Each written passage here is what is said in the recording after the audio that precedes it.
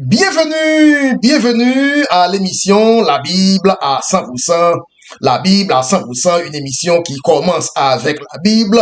La Bible à 100%, une émission qui continue avec la Bible.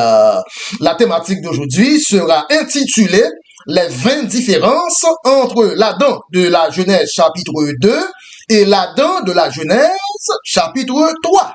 Mais avant de commencer, nous voulons tout d'abord rendre gloire et honneur à notre Seigneur, le Seigneur Jésus-Christ. À lui soit la gloire, à lui soit l'honneur, à lui soit le salut en son nom et en sa personne, le Seigneur Jésus-Christ. Amen. Oui, aujourd'hui, nous allons aborder les 20 différences entre l'Adam d'avant la chute et l'Adam après la chute.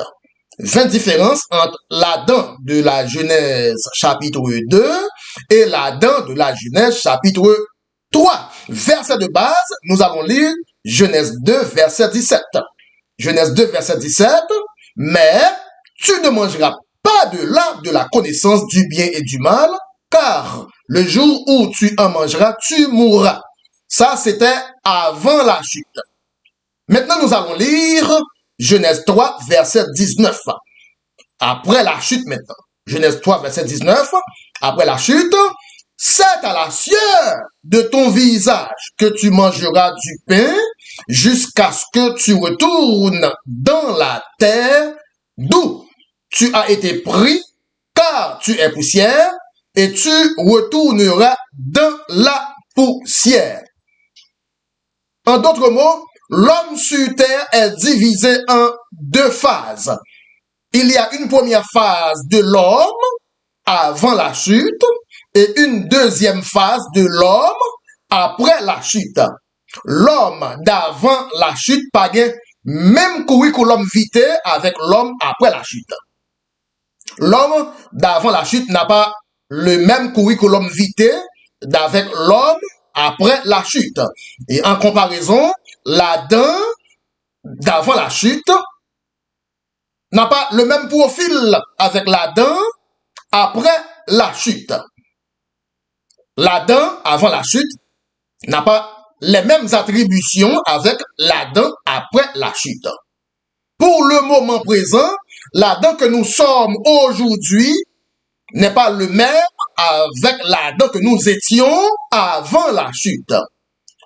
Aujourd'hui, nous sommes l'Adam à partir de la Genèse chapitre 3, ce qui est nettement différent de l'Adam que nous étions, que nous avions été dans la Genèse chapitre 2. Donc, nous allons voir l'Adam de la Genèse chapitre 3 est donc le revers de l'Adam de la Genèse chapitre 2.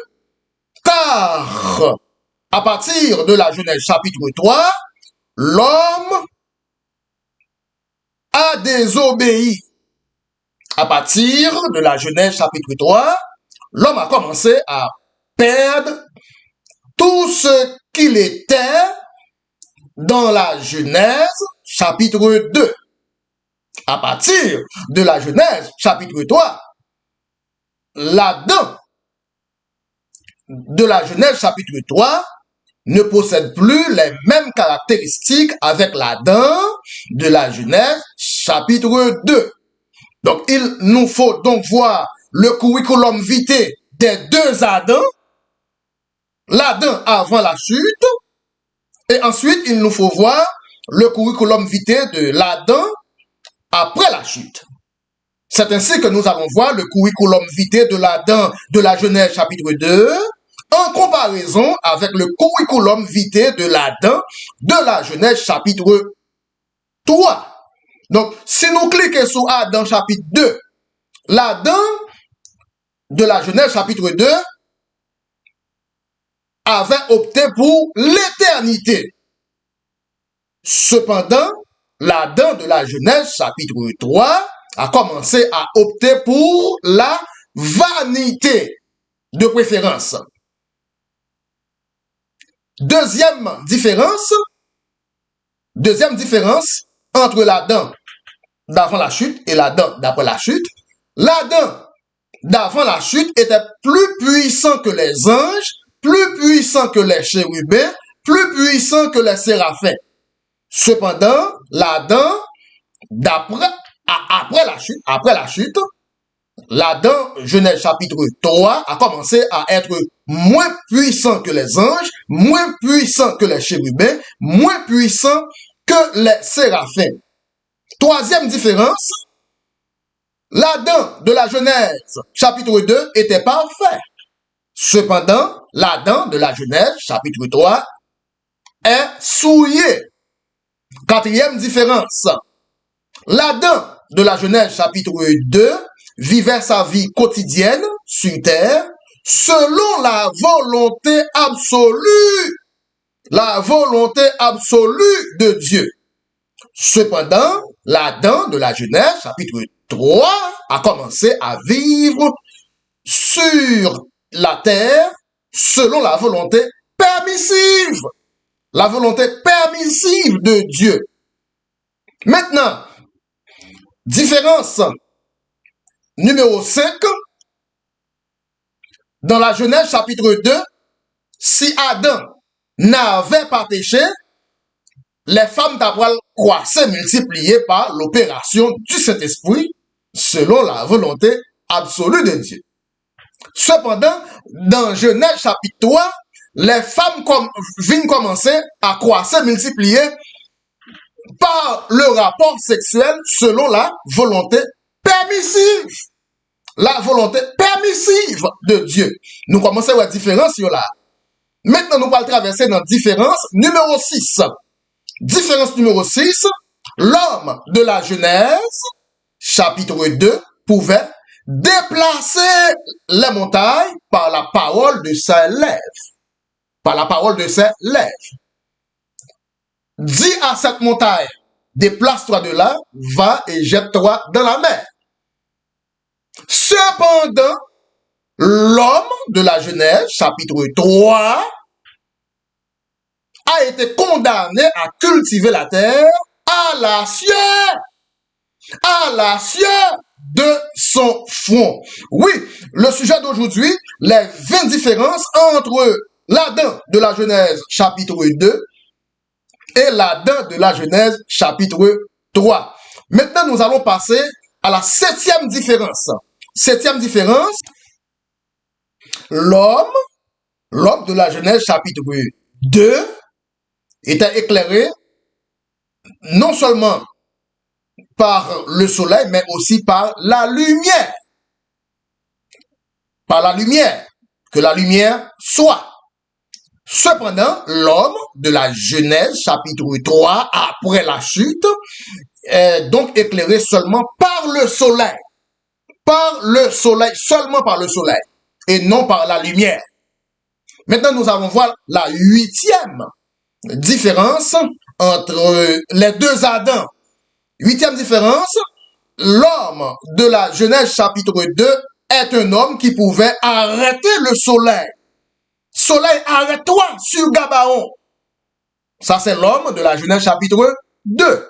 Cependant, après la chute, l'homme de la Genèse chapitre 3 a commencé à être frappé par la chaleur du soleil.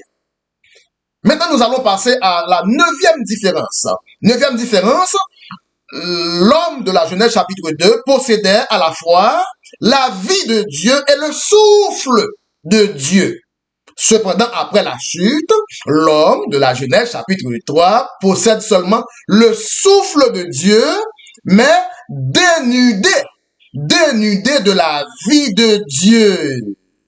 10e différence, l'homme de la Genèse chapitre 2, sa vie sur terre était un crescendo, en montant.